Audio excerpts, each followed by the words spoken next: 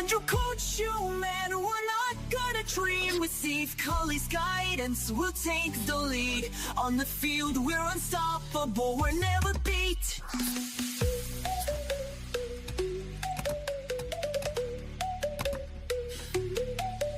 In the stands, the crowd's alive, cheering for UConn.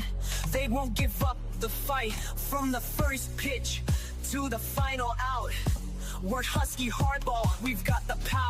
Husky Hardball the call, let's hear it for the team. Under coach you, man, we're not gonna dream. With Steve Cully's guidance, we'll take the lead. On the field, we're unstoppable, we're never All right, and here we are for Husky Hardball. I am your host, the best podcast host in the universe, Steve Cully, and with me, as always, the icon, legendary voice of the Huskies, the best of the best, Joe D'Ambrosia. Joe. Steve, good morning. How are you? How was your weekend? Oh, you know what? When it's Mother's Day weekend, there's nothing better. Nothing better than getting to spend time with your mother, who just adores you and loves having you around. So, yeah. Okay. All right. Okay. Thank you. And there she is. All right. So we had a big weekend for the Huskies. And as you predicted, Seton Hall, Villanova, the last two Big East series that we were going to have. And you said that we should not struggle with either team. And it turned out you were correct with Seton Hall. Well, they struggled on Friday. Yes, 4-3. Friday was life or death. Friday was crazy. I talked to my good friend Chris DeSitis, and I think he told me, because I was asking about Tyler Minnick, and he said Tyler Minnick came into pinch run and basically, won the game or scored a run. He stole two bases. He stole one base. He stole second base, right. He stole a base, went to third on a throwing error, and then scored on Chase Taylor's safety squeeze. So even though Minnick can't swing a bat or play the field, he helped win the game with his legs.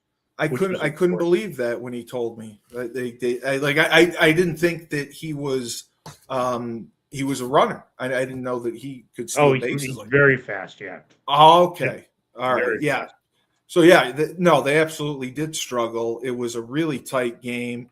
It was tied 3-3, and Seton Hall, they're 2-14 in the Big East, like you had said. So we came back several times, and it was our fifth Big East victory. And what's his name? Jackson Marshall had fifth in a row. Fifth in a row. Jackson Marshall had the team leading 14th home run of the season, and they said it was a 420-foot blast. I watched it. He hammered. He drilled it. Yeah, daylights out of it. Was it as far as his blast from last weekend? You remember last weekend? You said I think it was about as far. Jesus, wow! Yeah. And Charlie West really stepped it up and pitched well. I think he went 7 innings, and didn't do too bad. And is your starter? Well, he had 4 wild pitches, so that was. That's what it was. Okay, that's how they scored. Yes, a couple of runs. I mean, and look, UConn only had 4 hits. Yes, in the game. Yeah. All they managed was 4 hits. They scored the 2 runs in the 5th to tie the game on an error, a ground out. And a ground out, right. And then in the 7th, they got the walk. Minnick did his damage as a pinch runner. Correct. Chase Taylor squeezed him home, and then Paxton Myers coming in to pitch the final 3 innings. Gave up 3 hits, but didn't walk anybody. Struck out 2 to get the save. And for UConn, it was a good start to the weekend. Yeah. I was going to ask, because Chris had said this, the safety squeeze, that is definitely a risky move. Why do you think he was prompted to do that? Just because they weren't hitting the ball, just taking a chance at it? Well, because they weren't. And a And safety squeeze is much different than a suicide squeeze. okay. I'm sorry. That's what I was thinking. Minnick wasn't running before the ball was pitched. Minnick was running once the ball Okay. was put down. He had a good sized lead off third, and then he was able to beat the throw to the plate. There's a big difference between the safety squeeze and the suicide squeeze, and that's how they were able to win. And yes, I think that's exactly what Jimmy was thinking, because as I said, they only had 4 hits. They had the Marshall home run and 3 other hits. The kid for Seton Hall pitched a hell of a game. He got betrayed by his defense in the 5th when UConn tied the game. So, the team might have a crappy record, Steve, but as you know, all you need is somebody to be on their game pitching wise, and it can make a 2-14 team look like a 14-2 team. Exactly. I mean, and that's what you had said about East Tennessee State, just the way they were defensively. Well, but they were a good team. They were good. Yeah. They were there's no comparison between them and Seton Hall. No, you're right. I mean, their pitcher went 6 1/3 with 4 strikeouts. He walked 2, and Charlie West, he gave up 7 hits and 3 runs, 3 earned runs, and Paxton Myers closed it out. I mean, you're right. It was really a gutsy move to go with the squeeze and putting Tyler Minnick in to run. I mean, that's what I never expected him to be that savvy as a base runner, but that's really what got the job done. And it was but he that is who he is, Steve. That's the kind of runner he's just that great of an athlete. Oh, because he's an outfielder. He's probably their best base runner. Yeah. So putting him in that situation is not like you put Marshall or Delana in the pinch run. He put Tyler Minnick in the pinch run. Because he typically plays in the outfield, so that shows his athleticism, and it's a shame that he's injured. But yeah, I mean, you're absolutely right. The other run was in the 5th, and that was because Chase Taylor reached on an error, and Cancel advanced to 3rd, and Jamison scored, and that was unearned. And with Minnick especially. Chase Taylor reached on a fielder's choice, and then there was the sacrifice bunt. Minnick scores in the 7th. We take the lead 4-3 and close it out. And the only thing that I was talking with Chris about is we have seen them inconsistent and lose games late. At least here, they were able to pull it out late and get the job done pitching, shut the door. Paxton Myers walked away with the save. Charlie West got the start. So that was a nice way to start the weekend. I was just curious. I didn't look at the schedule. Did they have a midweek game? No, because it was exam week. Exam week. Okay. They never play a midweek game during exam week. So Saturday happened, and they won 13-1. That was really UConn coming alive with 13 runs on 20 hits. It was good to see what they're capable of, and they had the majority of them in the 5th inning. So this is the game that they said clinched them a berth in the Big East tournament, correct? Correct. Okay. And it was good to see Maddox Delana. He had a solo home run. And then we had 3 runs in the 2nd. Wow. And then a pair of 2-out singles from Chase Taylor and Peyton Jamison. And then Jackson Marshall, again, 2 doubles. Nader Wachter had an RBI double. Palomani had a 2-run single. Chase Taylor and Anthony Belisaro all had RBIs. And again, the pitching, Charlie Hale got his 7th win on the year, and I believe he is the team leader in victories. But it was just good to see. Well, you're burying the lead. You're burying the lead here. Suki had to leave the game because he got injured. Yes, he got injured. Yes, that's why Charlie Hale got the win. That's because right. Suki had to leave after 2 1/3 innings. I understand they don't think it's serious. They don't think it's long term. Right. They'll know better. They'll know better today or tomorrow. Right. Chris said it was more preventative, but yeah, that's right. He did get pulled.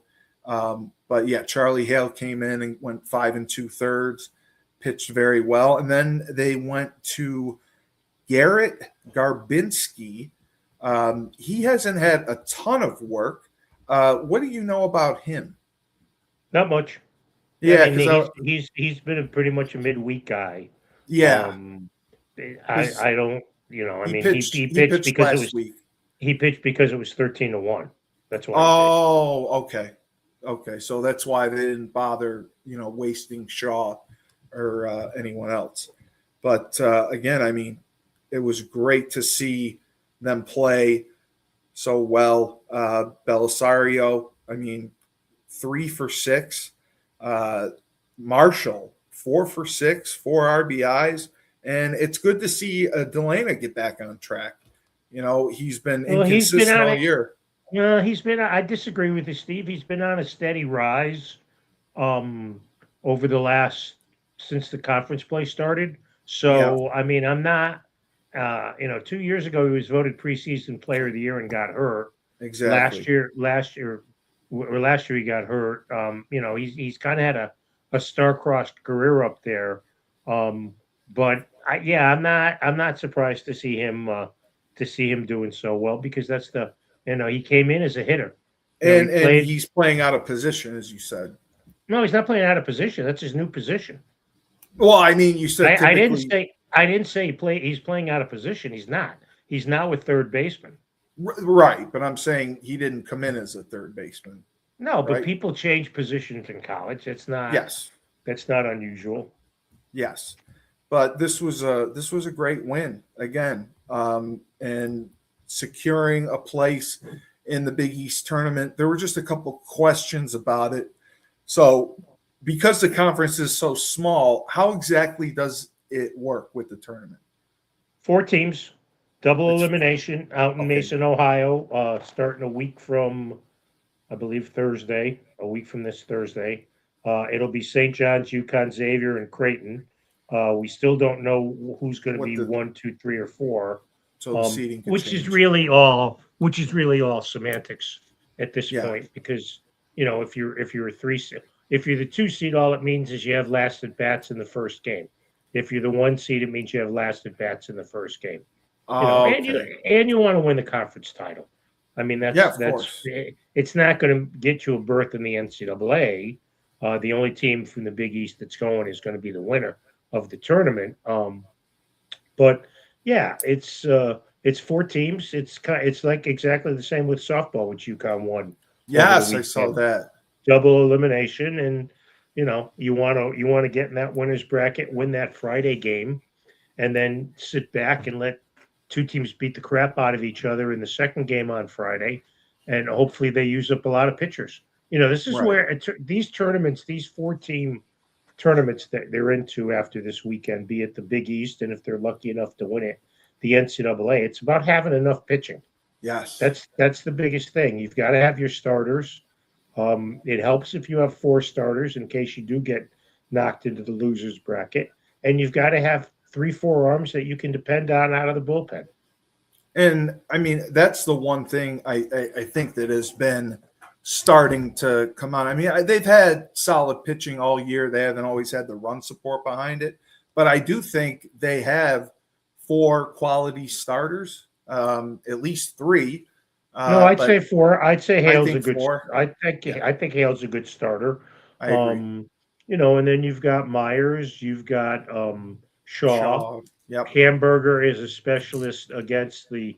He's the lefty, right? Lefty pitching, yep. And then it'd be nice if you had one other guy. If you win the first 2 games, you still need to save Hale for a potential championship game if you lose that first game on Right. Saturday. Okay. So So would they potentially start? We'll talk about it after we go over the last game.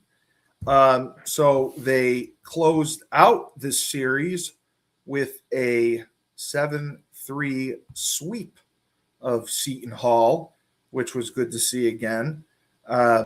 They were excellent this game, and they got their 30th win on the year, 13-5 in the Big East. And Oliver Pudvar, the other lefty, got his 7th win of the season. yeah, so that ties Hale for most wins on the team. Correct.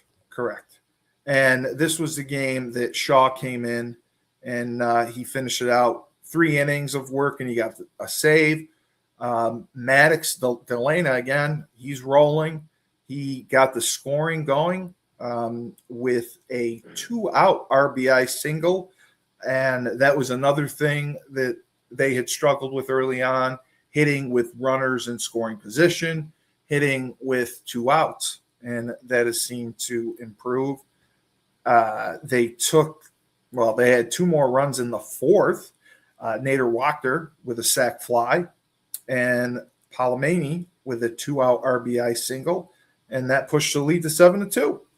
So that was a big win. And this was the 7th straight Big East contests and won 8 straight Big East road games, which I think is very impressive to go on the road and win in the conference. And they showed this 18-1 against Seton Hall since returning to the Big East in 2021. Yeah, Seton Hall's not the team it was in earlier years. There's no question about, they're just not as good as they were. The program's fallen down a little bit, unfortunately, because there was a time that they were as dominant as anybody in the Seton Hall. Oh yeah, absolutely. Oh wow. So UConn won their 30th game of the year. Where does that put Coach Penders in the realms of UConn coaches overall? I mean, he's reached the 30-win mark again, the 20th time in 23 seasons. I mean, that's really impressive.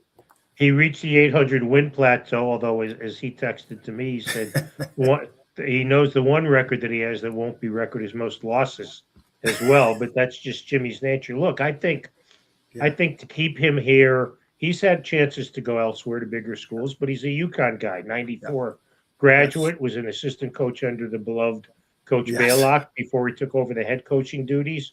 He doesn't get the publicity of earlier Oriema or some of the Nancy Stevens, people like that, but he's right up there. He's right up there. He's a UConn legend. He's become that. And the fact that the staff has been the same staff for, I believe it's 15 years now. Chris Podeswa, who also played at UConn, has been with him since the start. And then Josh McDonald and Jeff Horrigan, who played for Jimmy in the 2000s, have been on the staff since, I think, 2012 was when they came in. So there's continuity there, and you don't see that anywhere else where the staff stays together like that. All right. We have quite the large audience.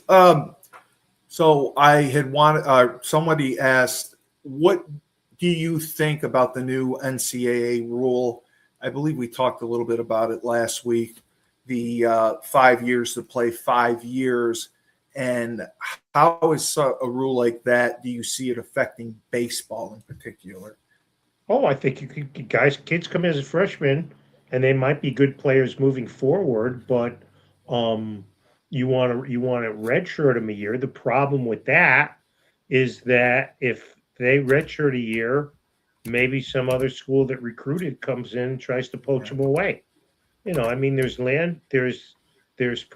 speed bumps in all this new hocus pocus with 5-and-5 and NIL and the transfer portal.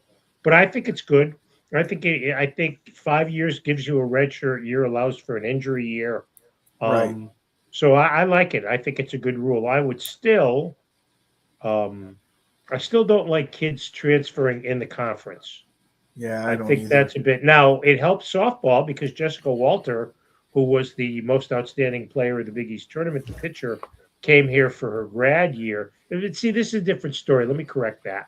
She came here for her grad Yeah, year. she did 4 years at She did 4 years at Providence. But kids who are freshmen, sophomores, and juniors who transfer in the conference, I'm not in love with that.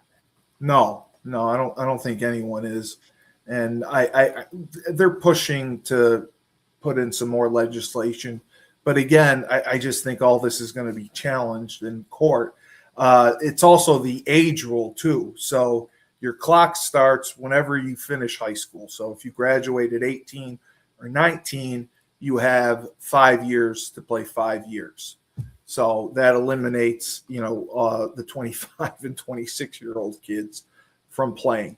Do you see potential for kids to actually play 5 years in I don't. baseball? Well, I don't think you can play 5 years. I think you can. I think you have 5 years to complete your eligibility. I think once you get to the, I don't think it's for. I don't think you can. I don't. The way I understand it, and I could be dead wrong, Oh, is I don't see it as being. You can play for 5 years.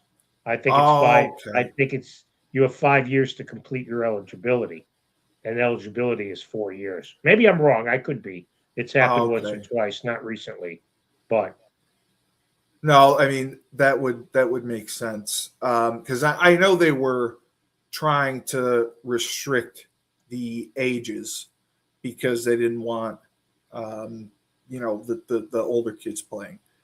So it's 5 and 5 rule establishing 5 year eligibility window starting after is designed to simplify. right. That's the eligibility window. It doesn't say you can play for 5 years. It says you're eligible for 5 years. Right. Okay. So yeah, the 5 year clock begins after high school or the 19th birthday, whichever comes first. It eliminates red shirts, medical waivers to curb legal disputes. It replaces it with a 5 year window. So they're starting it this year. The only exceptions are for pregnancy, military service, and the Mormons for the religious missions. Makes sense. So, yeah. So that could bring some stability, but they do think it's going to create legal issues, especially with medical hardships. And the NCAA had made the ruling that if you go to junior college, it doesn't technically count. So I don't know how they're going to handle that, but it's interesting to see because I know St. John's brought in a top basketball transfer, like you had said. They got some guys from overseas, and they're going to be 25 after this year. So they're saying that he's only going to end up with 1 year of eligibility, which obviously disappointed Coach Pitino. Well, but you So, know what though? It does. Maybe it did, Steve. But I think the other thing is that um, it's kind of like I don't know. You can only expect some of these kids to stay for a year anyways. yeah. Oh, So yeah. that's what they plan for. So if they know ahead of time the kid's only going to be there for 1 year, well, they plan for that. Yeah. Right. Right. I don't think they planned on it when they recruited him because then this rule was made, I believe, I think it was last week. But I know that because it's going into effect this year and it's not, players aren't grandfathered into it, um, except for like Trinidad Chambliss, the quarterback at Ole Miss, who got his 6 year of eligibility. But I think this is huge because, as we've seen, transfers, are taking spots away from freshmen. You're seeing 30, 40 transfers for football. you're seeing, even UConn baseball, we had, I think, 20 transfers or at least 20 new faces. Well, no, it wasn't. It wasn't. It wasn't that high. No, I'm not sure where you're getting that from, but that's not accurate. Maybe 20 new faces. Maybe 20 new faces to count freshmen. Okay. But yeah, I mean. But yeah, regardless, I agree. You're right. But especially in football, we've seen the transfer portal just run wild, and a lot of freshmen have suffered because of it. And I think they made this rule to try to eliminate kids staying 45 years in college and allow for more freshman opportunities, which I think is big, because freshmen have been neglected, I guess, and not as recruited as hard because, like you said, if you can bring in a 21-year-old grown man to play, there's so much money on the line, they'll do it. So I think it's good for freshmen as well. So back to the Big East tournament. So basically, all the seeding determines is who's the home team and who's the visiting team. Correct? All it does is determine the matchups for the first day. Okay, the matchups, and then the top seed gets the bat last, right? They're basically the whole. The number one seed bats last in 4 versus 1. The number 2 seed bats last in 2 versus 3. Okay, so with us, do you think the seeding is going to determine? Because you had already mentioned, some of the pitchers, the seeding will determine who will be the starting pitcher for the first game? No, I think it's going to be the guy who started this series opener all year, Charlie West. They'll go with West, Pudvar. They'll go with West, Suki, Pudvar, and then, if necessary, Hale. Hale, okay. That's what I figured. And then you have Shaw, you have Myers out of the bullpen, and now you have Hamburger, which is good. And, I mean, they're hitting the ball well. What are your predictions? Well, and they did this whole weekend without Cam Riggy. I know. That's what I saw. Who was ill? Well, you didn't mention he was sick. He was sick. He was ill. He didn't play, yeah. Yeah, no, I talked to Chris. He said he was sick. But, yeah, he should be back and good to go. You're right. Now, they did it without Cam, the freshman sensation. And Villanova, you mentioned, is one of the other teams that will take part. Villanova, are they traditionally a Big East power? I don't know if power is the right word. They're better than they're usually better than they are this year.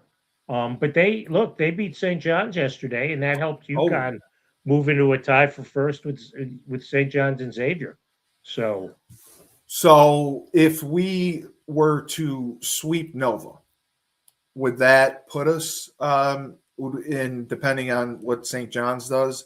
Well, Xavier's tied too. Xavier's at 13-5.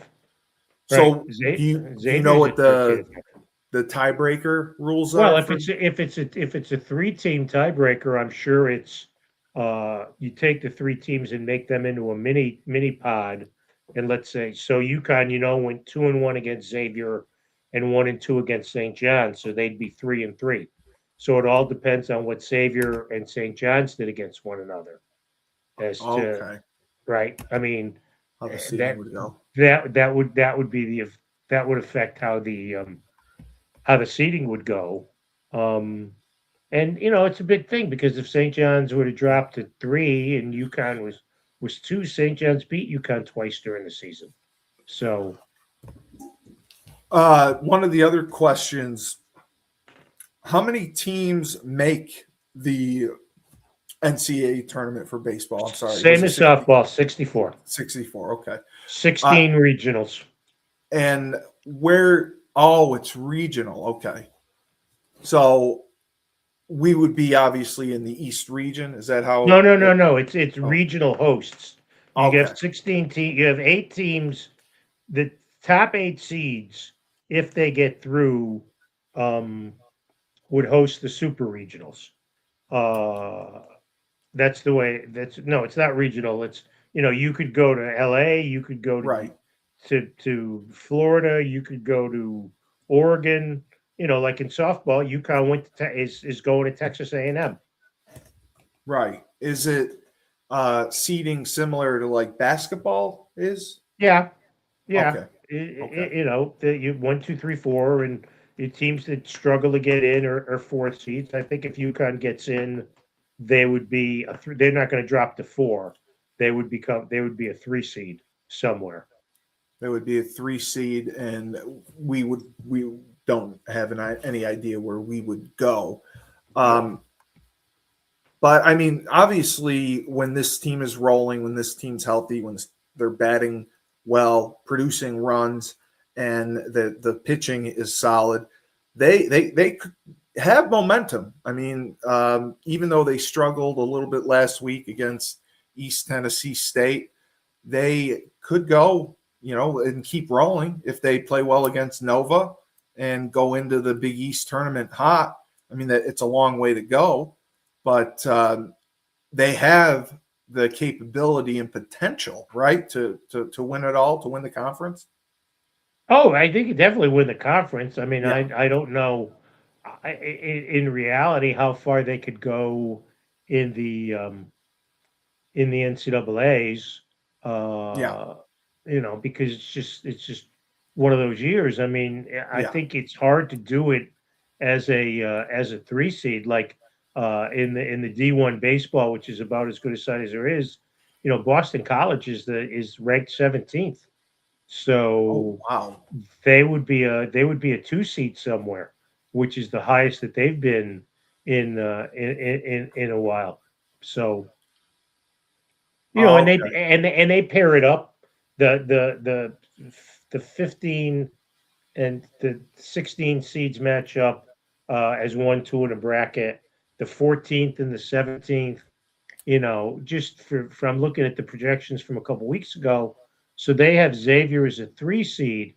Well, they Huh. have him in with Texas, who's a 3, Oh, in Miami of Ohio, who's a 29, and Binghamton coming out of America East. wow. And where's that played at? Well, this one is projected for Austin, Texas. But again, Yeah. it's just a protection. It has no bearing on reality. Right. Right. Wow. And is it single elimination in the No, it's tournament? double elimination. Okay, so it's double elimination too. Right, which is why you So need that's how. Wow. as much pitching as you do. Yeah. Yeah. Wow. I mean, if you end up in the losers bracket, yeah, you got to have everything at your disposal to keep it going.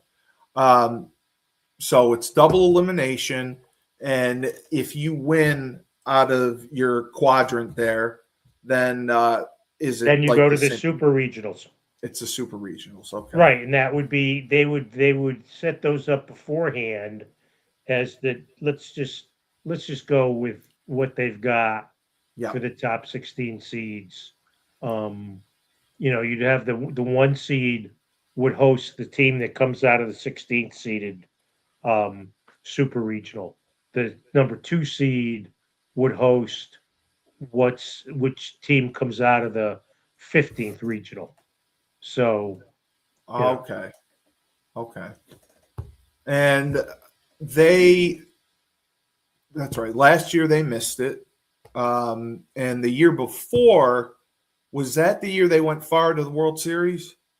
they haven't been to the World Series since I'm 1979. sorry. Was it 2 years ago they went pretty far though in the Well, they've been to NCAAs? the super regionals 3 times, I think, All in the right, that's what I was last thinking. several years. Okay, because that's what I remember. I remember watching them then.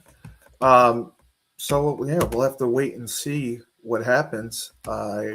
What is your outlook? I mean, obviously, I can't predict baseball, but what do you think they will do against Villanova? I mean, they also have Northeastern again.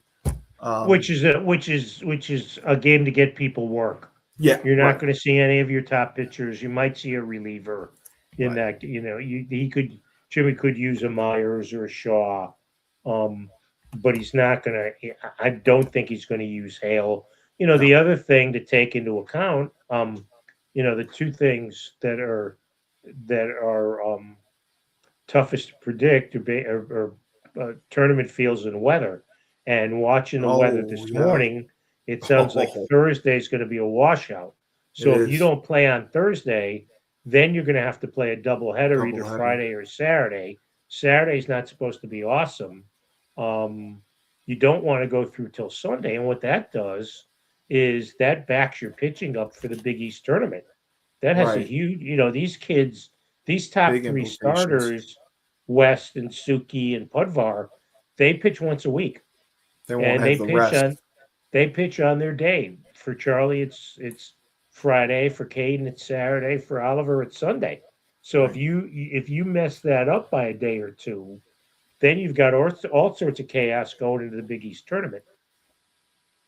Yeah, they would be really backed up, and they wouldn't have So the arms. that's another thing to watch that you have to hope doesn't happen. Is there any time off between the Big East tournament and the end of the after they finish with Nova, or they go Well, they right start into on it? Wednesday at the Big East tournament.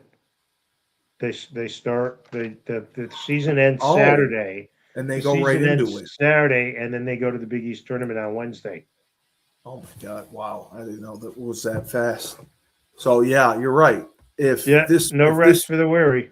if this week gets screwed up, that is really going to throw them off for the Big East.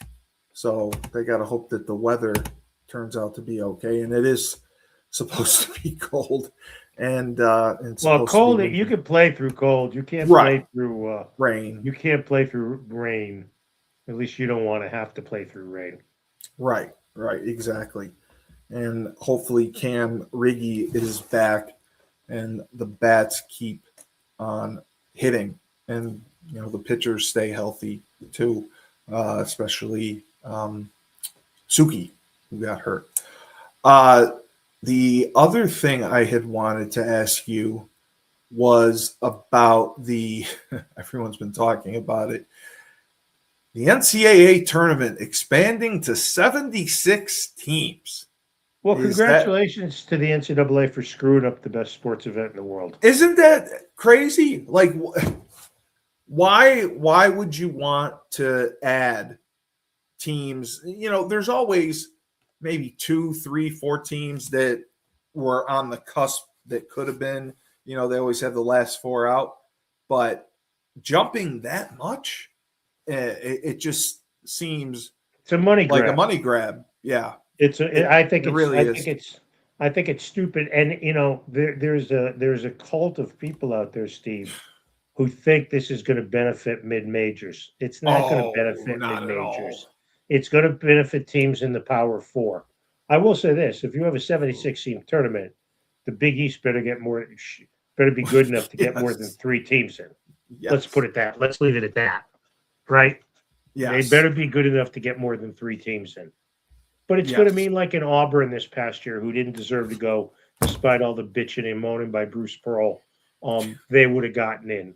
You look at the teams that were on the bubble this year, they'd all be in. They also have to find another site to host the first round games. The thing is, they're supposed to play, I think, 2 double headers of 3 games a night in Dayton, which is always a first round site.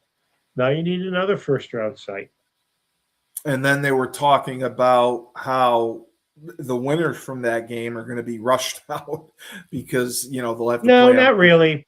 No, the Tuesday winners always play on Thursday. That's not a factor.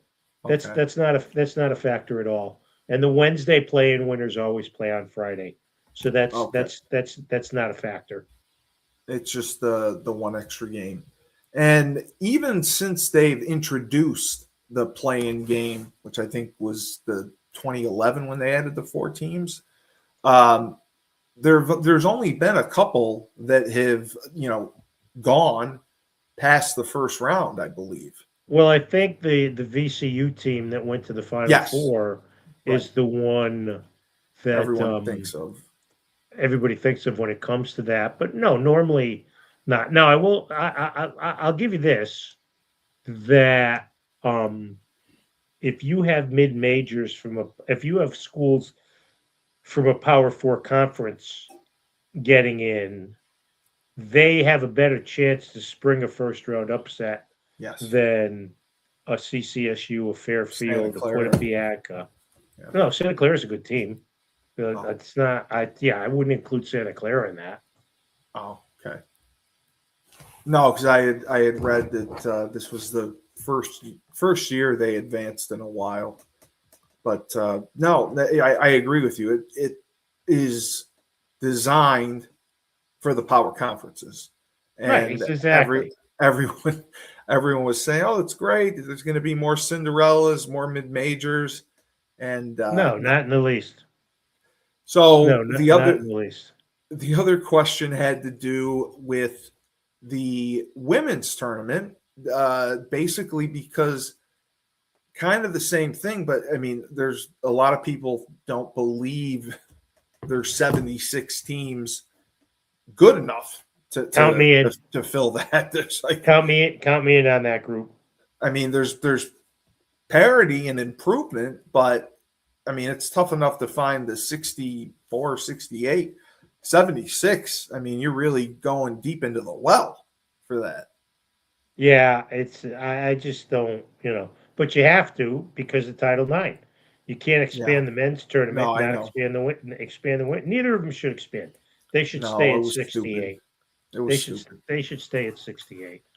It was stupid, and you're right. It's all about money, and then the news around here is Syracuse is playing Wake Forest at Toronto for 2027, and they took the game obviously for the money, to get the extra money. I just thought that was ridiculous. I know. Like Notre Dame's played in Ireland, and there's been other situations with teams. Well, UConn played Kevin Ollie's first game as coach was at Ramstein Air Force Base in Germany against Michigan State. Oh yeah, that was quite the trip. That would be wild. See, I don't have a problem with Europe. I just Canada, Toronto. I mean, just well, what? Yeah, but what's Syracuse? but what's the difference? I mean, whether it's Europe or whether it's Canada, I don't. To me, there's no difference. Well, I think and the UConn played a game up it. in Canada. UConn played an exhibition game in Canada a couple of years ago, so Aaliyah Edwards could have a home game. They played at the old Maple Leaf Gardens in Toronto. Oh, okay. No, I mean, I just thought Toronto and the only reason I said Canada is because I don't think they appreciate football as much as they do over in Europe, right? Because I know Germany especially. But you're talking basketball here, right? No, it's football. Oh, they're playing football. Well, I mean, yeah, football's. Oh, I thought it was basketball. I didn't realize it was football. No, yeah, I could see that. I mean, but they're, maybe they're trying to grow. Syracuse is trying to grow the Canadian market. I mean, it's not that far away. No, it's not. It's not. And there used to be a bowl. UConn played in the International Bowl in 2009. Yeah, at the Rogers Center. Yeah, I remember that. They're playing on a soccer field, I believe. There's a MLS team up there, but that is where they're playing. So they're not playing at Rogers Center? No, they're not playing at the Rogers Center. Huh. They're playing at some soccer site. So that was just announced, and I thought that was a little out there.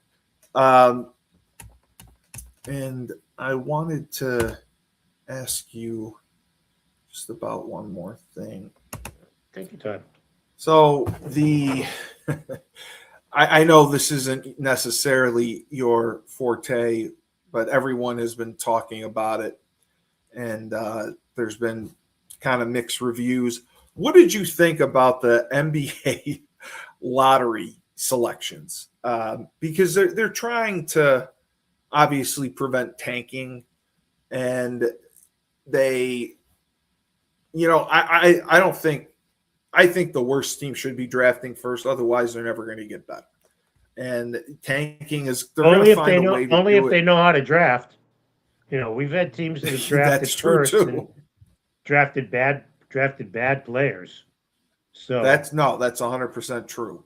yeah, I mean, But look, they're going to change it the rules next year, right, so that tanking's not allowed, right, um, and it's a fair thing. But as far as the draft lottery yesterday, I mean, the teams that lost were Indiana and Brooklyn. They both slid down. right. Indiana lost its protected pick, Yeah, so I forget who has the pick, but they'll pick fifth. the Clippers. Yeah, yeah. So the Clippers end up getting a fifth pick after they were a playing team this year, and the Nets, who are perennially sucky, will get the number 6 pick. Yeah, and it was the Wizards that ended up with the first pick. Right, and they So probably take AJ DeBanso, and then Utah with yeah, the second pick probably takes Darren Peterson from Kansas, who Kansas. UConn didn't play again because he was hurt at that time. And then I forget who the third team is, but the three team, they're going to get Cam Boozer. Yeah, That's a pretty good selection. that's a good haul. And then what were your thoughts? The WNBA opened. Everyone was thrilled to see Paige play against Caitlin in the season opener. Did you have any thoughts about that? None. Yeah, Game 1 of 1,000. yeah. No, I know. And good for Paige and AZ that they won. AZ didn't, from what I read about the game, AZ did hardly No, anything. But Paige had a strong game. Um, that there's, and I love Paige. I think Paige is great. And she was phenomenal in her time at UConn. But the speculation that she'd be worth more to a WNBA franchise than Caitlin Clark is purely whimsical. yeah, I definitely agree with that. Caitlin Clark generates a ton of revenue in so many different ways, but it was fun to see them on the court, and after a tumultuous off season. Yes, exactly. Good way to put it. It Very was tumultuous. tumultuous. I'm surprised the commissioner still has a job. And Well, but then, they're playing. That's the thing. I mean, yeah, season they started got it on done. time. They didn't miss anything. And And then, it's a bittersweet year in Connecticut since the sun is bailing out to yeah, Houston, which is understandable. I mean, look, the Mohegan tribe did a great job for as long as they could, but it's not a destination for young women. no, Um, there's not a lot to do in the area. not in Um, Uncasville. not Neon Uncasville, as my friend Mike DeMoro from the day calls it.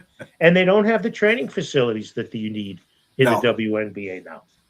You know, no, so no. it's kind of I think the idea that the team is branding this as their sunset season is pretty horseshit, It's awful. right? I think That's that's pretty. awful. I think that's pretty brutal. I mean, why don't you rub the fans' noses in it? It's the That's sunset season. Come on, who came? that's Who's the horrible. genius? Who's the marketing genius who came up with that idea? Yeah, it's like let's tell people not to come to our games. I mean Oh, that's ridiculous. I think they'll draw. No, I don't people think still they'll. support them. Yeah, you're right. Right, and especially because people will come to see Stewie or Katie Lou Yes. or Feast or Stephanie Page and Az. Just like they've come to see Maya and Tina and Diana and Sue back in the Yeah. day. Yeah. When they The, got to the come the home. Connecticut fans will turn out, and now they really have to turn out because they're not. They're probably not driving to New York, going to Brooklyn No. to watch a WNBA game. No. It's not the easiest place in the world to get to. No. No. Maria was hoping that they would go to Boston. That's too bad that didn't happen. The last question we had to do with the Yankees. They Their apparently bullpen had stinks. Their bullpen stinks. Other than they Tim had a rough Hill, weekend. other than Tim Hill and Brett Hedrick, there's nobody in. I don't trust David Bednar. I don't trust Fernando Cruz. I certainly don't trust Octavio Dotel. Jake Bird's pitched better. Look, they're a talented team. They're probably Yeah. going to win 90 games, 95 games. Tampa. You can't sleep on Tampa Bay because somehow every year They they find a keep way. doing it. But I think the Yankees have to get a couple arms in that bullpen. Now look, Rodon pitched yesterday for the first time. He was obviously rusty. Garrett Cole's coming back, so maybe you move Ryan Weathers in the bullpen. Maybe you move Will Warren into the bullpen. I don't know, but I think at the trade deadline you got to go out and get another bullpen arm and do better than you did last year when your haul was Bednar, who's okay. I mean, he coughed up Yeah. he coughed up the game walk-off homer to Bryce Terang yesterday. But Yes. I think of the three area baseball teams, the Yankees will by far be the best. I think I think the Mets are. Yeah. You know what I like best about the Mets and their fans, and this is going to piss people off, but I could care. They act like they've been dominant they haven't won in 40 years. 1969. Okay? 1986 is the last Oh, time. 86. I'm sorry. And that's only because Bill Buckner let a ball go through his leg. Yeah, that's true. Right. That's true. And the Red Sox are in a total state of chaos. Yeah, I know they are. The Woo Sox guys there. They have to figure out right. And everybody says he's going to be a good big league manager, but he's not Alex Cora. No. They ran him off. Well, they ran him and all the coaches off. They ran Pete. That Fasky, was crazy. Our UConn guy off, the hitting coach. They ran off Jason Varitek, which I, of course, had no sympathy for. I'm still waiting for Varitek to take off his mask when he gets into a fight with Alex Rodriguez. That was a gutsy move on the captain's part. Yeah, no, I remember that happening because I covered the Woo Sox, and Trey Morris was such a good guy, and I can't believe they just basically brought the whole coaching staff up there and fired Cora. So here you go, it's all yours. It's like, well, there's just a personality conflict between him and Craig Breslow. Breslow's a big analytic. Everything's got to be analytics, and I think Cora has been around long enough, even though he's a little bit of a smug SOB, who only won once. In the years they didn't win, they didn't do great. No. Don't tell that to a Red Sox fan. All they'll say is, "Oh, we've won 3 World Championships since the Yankees have won the last one." Yeah, but the Yankees are in it every year. Red Sox aren't in it every year. When they're bad, they're bad. Yes, exactly. No, when they tank, they tank. They're They're like the Washington Wizards.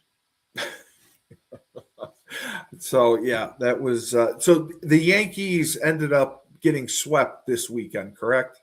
Well, on Friday they faced. I don't know if you've heard of this guy, but this Jason Mizorowski throws his fastball. The slowest fastball he throws is 99 miles an hour. Slowest fastball.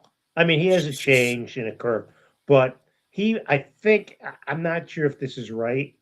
It's probably not, but he had so many pitches over 100 miles an hour on Friday. Then Saturday in extra innings, the record belies what I'm going to say, but they stink with these extra inning rules. If they don't put up a bunch of runs, if they're the visiting team in the 10th, they always give up a run in the bottom of the 10th. And then yesterday it was Terang, who's one of the best players in the game, took Bednar deep for a walk-off. So not a great weekend, but they have a chance to make up for it in Baltimore, and then they host the Mets, or they go to the Mets for the first Subway Series this weekend. We got a troublemaker coming on. Who is it? There he is. Oh, here he is. Look at him gracing us with his presence. Better late than never, I guess. As he loads his thing. I just finished the other podcast. That's why we're already 54 minutes. It was in. so nice. I figured you guys were done. I just wanted to say hi. Hi. Yeah. Great sweep, by the way. Great sweep for the Huskies. Well, as Steve pointed out, that I said, when you play a team that's last in the conference, even though it's on the road, you've got to sweep. The fact that they didn't without their second best hitter, definitely their second best hitter, in Cam Riggy, who was out all weekend with a stomach bug, and they lost Caden Suki to an injury 2 1/3 innings to Saturday's game. Pretty good accomplishment to sweep the weekend. And now, as we also talked about, you got to hope weather isn't a factor this final weekend against Villanova, because you don't want games getting backed up, because that'll impact who you can pitch in the opening day of the Big East tournament. Right. You know, these Okay. kids are all on a schedule. I mean, really, the only one who isn't is Charlie Hale. But West pitches every Friday, and if the schedule holds true, you're going to ask him to pitch a day early. Suki, if he's available, pitches every Saturday. You want him to, or actually, the tournament begins on Wednesday, so you're really pushing these kids to, That's step really up a little tight. bit. It's why you need well, it's not tight. It's just it impacts the pitching when you're used to doing things one way, What? and then the tournament comes, and you have to kind of consolidate what you're going to do. So Absolutely. with that's got to definitely affect the rotation for who they'll use against Villanova, right? No, For no, the you starters, no, you think no, they'll because keep it you the want to same? win the conference. You want to be the top seed. No, they're Oh, not right. going to. Okay. Steve, the one thing about baseball is that, and softball is this way to a degree with the everyday lineup. The same 8 players play all the time. Right. Okay, Jimmy could now he's moved some things around this year because of players not performing but there have been years that he could make up the lineup in typewriter at the start of the season, and it's not going to change very much. So the everyday players play all the time. It's the starting pitchers. If you're used to going every Friday, you have a routine. Now you're going to be asked to go on Wednesday. Well, right. That takes a couple of days out of that routine. You get an extra day because they play Thursday, Friday, Saturday this week if the weather holds up. Right. Okay. Now I understand. Dave, the other thing, just before we go, we talked about the new NCAA rule, the 5 for 5. Do you understand that to be 5 years of eligibility, or it's just the clock 19 to, it Both. starts? Can they play Both. 5 years? Yes. Oh, they can. So Really? Okay. Yes. That's what I had thought. So they eliminated redshirting. Basically, you can play all 5 years. Correct. Okay. So you can play 5 years. So that what that'll do is that'll end the grad transfers. If you can play 5 years, right. Well, no, not necessarily, because if you still go to Princeton, let's say, and you graduate. You could still but you're going to graduate in 4 years. Right, and then you could grad transfer then. And then but what about a school like UConn? No, UConn it might eliminate it. Yeah. Right. If you graduate in 4 years, then do you get to go to a 5th year? I think there's a lot of. I mean, you couldn't you go like most people do and take grad classes for a 5th year? Yeah, they could transfer and do that. But I'll check on it. And then we talked about the NCAA basketball tournament expanding to 76 teams. I saw that. I think Gino said something about that, right? Didn't he say something about that? I think everybody said something about it. Oh, well, yeah. Joe and I were saying we just especially for what is that? That's just for the money. Of course it is, and it's the kiss ass on the Power Force conferences. Teams like poor little Auburn that didn't get in this year, or whoever else. 76. So what is it going to be? Another week? There's going to be 2. No, there's going to be. Well, not 2. 2 days of play-ins. Well, there's always been 2 days of play-ins, but instead of just a bunch of games. Yeah. Yeah, there's going to be. Let's just use the Hartford Civic Center, the XL Center, as an example. So on Tuesday, you'll have 3 games in Dayton and 3 games at the XL Center, and those winners will go play in the field of 64 on Thursday. And then on Wednesday, you have 3 games in Dayton, 3 games in People's Bank Arena, and those 6 teams will advance and go play on Friday. Right. So that part of it doesn't change at all. It's just the number of games that are being played. And they're, I believe they're 11 seeds, right? They would be playing for the 11th seed. No, some would be playing for the 16. Oh, they will be. Okay. Yeah, It's all spread out. It's the 11, it's the 12. I think it's the 15 and the 16. Well, you have to. Yeah, Soon we'll just let all 300 teams in. You know what? You might it's as going to well. get to that. It's going to get to that. It's going to get to that anyway. So, Shu, I just read. You're absolutely right. It says 5 seasons of competition Yeah. within 5 years. So that you know what else that's going to do, and nobody cares except stat nerds like me. That's going to change the record books. You can Yes. Big time. Wow. you can throw for 3,000 yards a year for 5 years and be the all-time greatest quarterback in your school's history. You know? Yeah, because players aren't leaving early anymore. It's going to that's wow. You're that's right. totally going to change the potential for records, in every sport. It's also going to crush JUCO, I think. Yes, exactly. Well, that's what I was saying to Joe, because the NCAA ruled JUCO doesn't count towards your eligibility. You can go to JUCO because there's no NIL. That's how players got exemptions to play extra years. Yeah, but I got overruled. I think the clock, and the clock starts. It says at 19. Yes, right.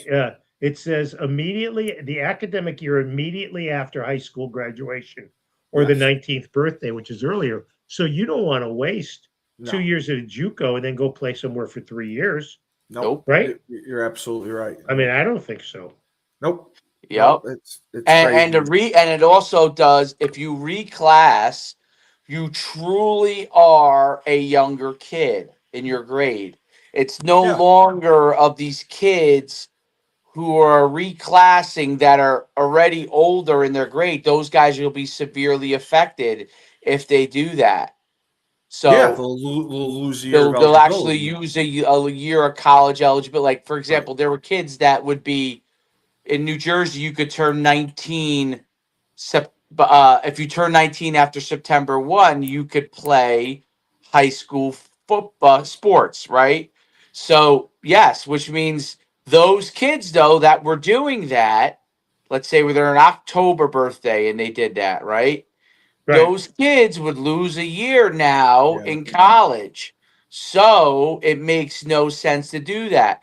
Now, let's say my son did it. My son's a June birthday. Okay, he could do it. He would be the June, July, or like the August are like the perfect birthdays where you would not lose any eligibility if you reclassed, because you would be you wouldn't be old for high school, but you would end up being on a little bit the older side, but you wouldn't be old like a lot of these other guys are. So a lot of these kids in like Florida, where you could be 19, you could be 19 years 9 months and start high school, okay, and play. That's going to be gone. Yeah, you know what I mean. Yep. So you're not going to have 20-year-olds playing high school sports, so because it makes no sense to do that anymore. Right. It makes no sense for them because it just cuts into their eligibility. No. So it really, I actually think it does a good, because the whole thing with the reclass, like the escalating age of the reclass, meaning they weren't true reclasses, they were actually like what I would call double reclasses, are really, I mean, that was getting crazy. And people were like, how is this freshman? This freshman's a superstar. Well, yeah, he's already 17. He's 20, yeah. Right. He's the same age I was or you were as a senior. You know what I mean? So that's how Tyler was. I mean, Tyler was Tyler King. He was a 21-year-old freshman. Right. So that will eliminate reclassing and PGing. Right. So people will argue against it for that side. Still has to get, it's probably going to get sued at some point. Oh, it'll get challenged. Yeah, it'll get challenged. But I think that if they succeed with it, I do think it's a good thing, because now it's going to help freshmen. It'll help freshmen get recruited. If you're paying a player, you're not just paying him because he's older than everybody. Okay, you're paying a player because he truly is within the age range and is really good. It's not you're not paying a guy that's He got a phone call. That's 26 years old. You know what I mean? Right. Right. Like Figiano wouldn't have been able to play this year, turning 25. Right, but right now we know about that, and we could say the negative part would be like, but 5 years from now, it just won't even be a thing. You know what I mean? You're not going to say, "Oh, this kid could have." There's no opportunity. Right. Just hope it doesn't get challenged. So right now, people will point to, "Oh, this person was great. Pavia was great. He wouldn't have gotten a chance to play." Yeah. 5 years, you won't even know about it because it won't matter. The whole thing will matriculate, and it'll just be those kids that are going into that system. Because if you're 26 years old, should you be taking away from the opportunity for a 22 or 23-year-old to make money because you're just older and are actually a man? I think no. That's what I think. You should go to the pros. If you're good enough to be a pro, go to the pros. If not, go get a job. Yeah, no, the other thing to wrap this up, because we gotta run here. It's not official yet. They haven't. No, it's not. No, it has to be approved. Yeah. Later this month there'll be more talks about it. So, but I think it'll be good for freshmen. I think it'll be passed. So that's what I hope. I hope that more freshmen get opportunities instead of transfers. I think a high school kid. I mean, still high school kid recruiting is never going to be the same because of transfers. But at least it gives them a fighting chance, the high school kid. Right. Right now, why would you even recruit a high school kid if you can get a 26-year-old? No, I mean, they're not. No, they're not. So. All right. Well, we are going to wrap this up. So for the coach, Dave Schumann, the icon, legendary voice of the Huskies, Joe D. I'm Steve Cully, the best podcast host in the universe. We hope UConn does well this weekend against Nova, wrap up the Big East season, and do well in the tournament. We'll see what happens. So remember, when life gives you lemons, don't make lemonade. Take 2 oranges.